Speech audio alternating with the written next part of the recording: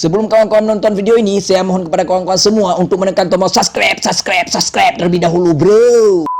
Guys, berjumpa lagi bersama saya. Jadi hari ini saya akan mencoba menaiki bukit yang sempat viral beberapa bulan lalu atau viral sekarang juga. Ini nih dia nih. Tempatnya di daerah Berenut nih. Jalan Banda Aceh, Medan.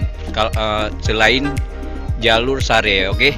Jadi ini bukitnya. Inilah bukit yang saya akan menaikinya menggunakan tangan kosong. Ini tangan kosong dan tidak ada perlengkapan sama sekali. Sombong amat. Oke. Ini jalannya guys. Ini jalannya. Ini sedangkan ini bukitnya guys.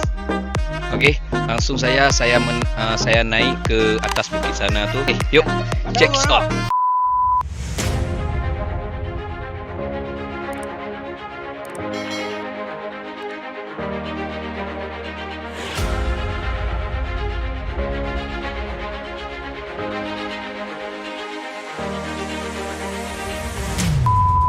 Oke guys, tingkatan 1 sudah bisa kita naik nih guys. Di bawahnya ada kawan kita. Oke, sekarang tingkatan 2, tingkatan apa? 2, 3, terakhir itu tingkatan 4. Oke guys, semangat guys. Langsung kita naik tingkatan 2 guys.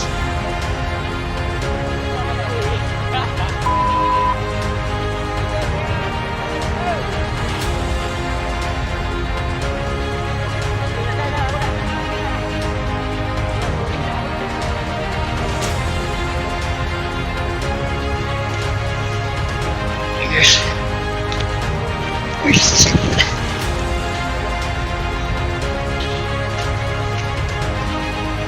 Yes.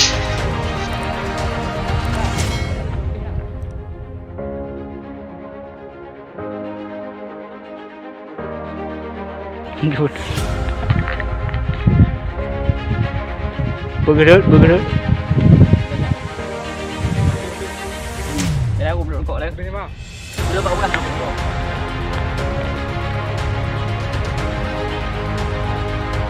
Baga.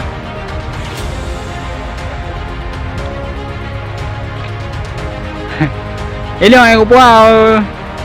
Wah. Guys. Bergerak.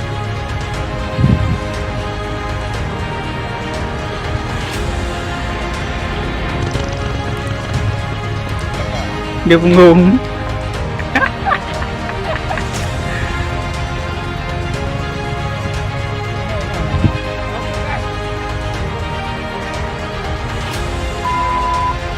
Oke guys, tingkatan terakhir guys. Di atas ini